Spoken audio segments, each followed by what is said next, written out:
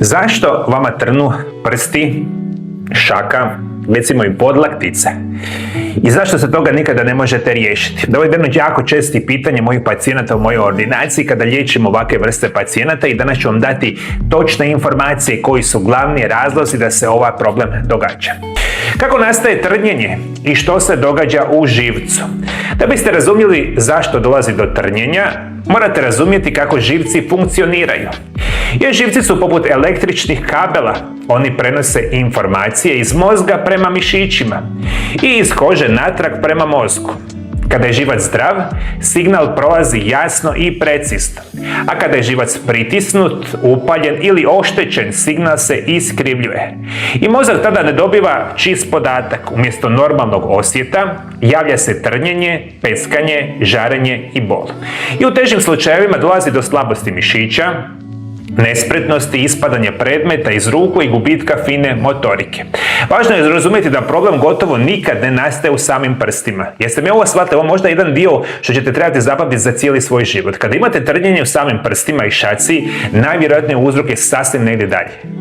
I ključ je da još jednu jako bitnu informaciju znate, vi svi koji imate trnjenje, žarenje, peckanje, znači da imate probleme sa živcima. A gdje je taj uzrok problema sa živcima nastaje, to ću vam sad reći u emisiji, i specijalno ste problemu ako vama ti problemi traju dulje od 3 mjeseca. Znači da katastrofa ste se do sada liječili i prešli ste u kroničnu fazu koja onda kasnije sve gora i gora za liječiti. Prvi razlog što ćete razbiti ovaj vrsta problema biti će vratna kralježnica. Iskustvo iz moje kliničke prakse pokazuje da je vratna kralježnica najčešći uzrok dugotrajnog trnjenja šaka. Iz vratnog dijela kralježnice izlaze živci koji putuju niz ruke i završavaju prstima. Ako je bilo gdje u tom području došlo do degenerativnih promjena, živac će reagirati. Godine lošeg držanja, rada za računalom, stresa, mikropokreta i zanemarivanje posture dovode do promjena poput artroze ili hernijacije diskova. I u početku te promjene su tihe, ne bole, no sa vremenom počinju pritiskati živce. I kada se to dogodi, simptomi se pojavljuju niz cijelu ruku. Počinju u vratu ili ramenu i šire se niz nadlakticu, podlakticu i na kraju završavaju u šakama i prstima. Jedan od glavnih razloga zašto imate trnjenje u žarenje i prstima biti će problemi sa vratnom kralježnicom. Daljnji je problem sindrom karpalnog tunela. Jedan od najpoznatijih, ali najčešće podcijenjenih uzroka trnjenja je sindrom karpalnog tunela. I u ručnom zglobu polazi medijalni živac koji kontrolira osjet i snagu u palcu, kaži prstu, srednjem prstu i dijelu dlana. Kada dođe do kroničnog pritiska u tom području, živac bude stisnut, simptomi se često pojačavaju noću, a ujutro su šake ukočene, utrnute i slabe.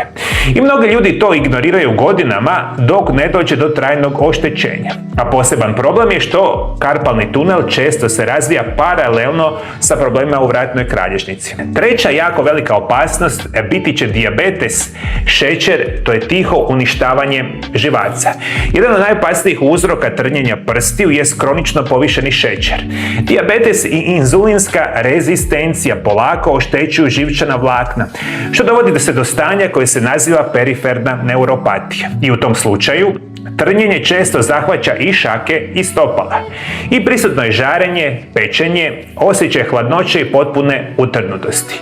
I najopasniji od ovih uzroka jest neuropatija, može postojati i bije službene dijagnoze dijabetesa. Danas je 2026. godina i mi danas znamo da skoro preko 50% osoba razvijenog svijeta, to znači Europa, Sjedinjene države, Australija i razvijene zemlje, pod navodnicima razvijene, preko 50% osoba ima dijabetes ili rezistenciju na inzulin. Četvrta stvar će biti ramena, laktovi koji su često skriveni izvor trnjenja. Jer živci koji mogu osjeti snagu u šaci dolaziti, nego svoj put započinju u vratnoj kralježnici, prolaze kroz rame i lakat i tek na kraju dolaze do podlaktice, dlana i prstiju. Zbog dugog i složenog puta svaka smetnja živcu do tog lanca može se manifestirati upravo u šaci. Iako stvarni problem leži znatno više. To je jedan od glavnih razloga zašto se kod velikog broja ljudi pogrešno liječi isključivo šaka, dok se rame i lakat potpuno zanemaruju. Kod upala, ozljeda i degenerativnih promjena u ramenu i laktu dolazi do iritacije ili kompresije živaca, a živac tada više ne funkcionira normalno i počinje slati iskrivljene signale koje osoba osjeća kao trnjenje, žarenje, peckanje, slabost i gubitak fine motorike u prstima. Isto tako, to se može dogoditi i često ne znate to shvatiti, imate problema u ramenu, imate problema u laktu, a imate trnjenje u prstima. I nitko nije povezao lakat ili probleme sa ramenom sa vašim trncima. I to je jedan od onih problema koji se često susrećemo u mojoj ordinaciji i možemo reći da bolesti i promjene u ramenu su česti uzrok trnjenja, a jedan od najvećih uzroka su artroza ramena, burzitisi, tendinitisi, upale tetiva i takozvano smrznuto rame, koji mogu stvoriti kroničnu upalu i napetost u području kroz koje prolaze važni živčani snopovi. Dok lakat je jedno od najkritičnijih mjesta za prolazak živaca prema šaci. U tom području živci prolaze vrlo blizu kosti i tetiva, što ih čini posebno osjetljivima na pritisak, upalu i ponavljajuća oštećenja. Recimo kod teniskog lakta, iako se naziv odnosi na tetive, stvarni problem često uključuje sekundarnu iritaciju živaca, koju prolaze kroz upaljeno područje. I to ono što morate shvatiti, imate nešto za naziva teniski lakat, golferski lakat, imate artrozu ramena, upale tetiva i nitko nikada nije to povezao da imate trnjenje u žarenje, peckanje u prstima. Zapravo ima još dva velika problema. Zašto vaši živci skrahiraju?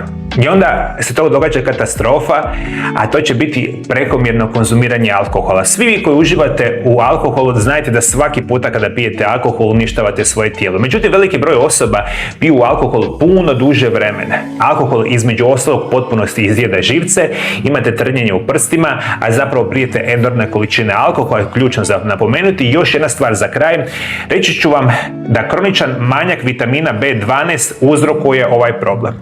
Jer možemo reći da je vitamin B12 ključan za zdravlje živaca i vitamin B12 nužan je za stvaranje i održavanje mijelinske ovojnice, zaštitnog sloja koji okruzuje živce i omogućuje brz, precizan prijenos živčanih impulsa.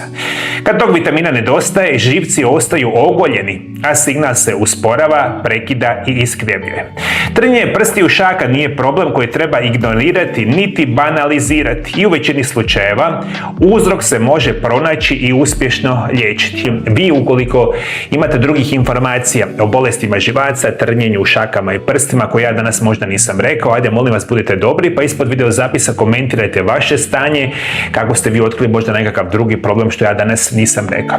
Moji dragi gledajte, htio bih još reći jednu informaciju, daću vam jedan video koji je izvanredan, a on se nalazi ovdje, bit će o najvažnijim vitaminima za liječenje bolesti živaca. Tu sam detaljno objasnio sve što trebate znati o živcima i bolesnoj kralježnici. Hvala što me pratite, Bog vas blagoslovi i vašu obitelj. Vidimo se drugi puta. Lijepi pozdrav.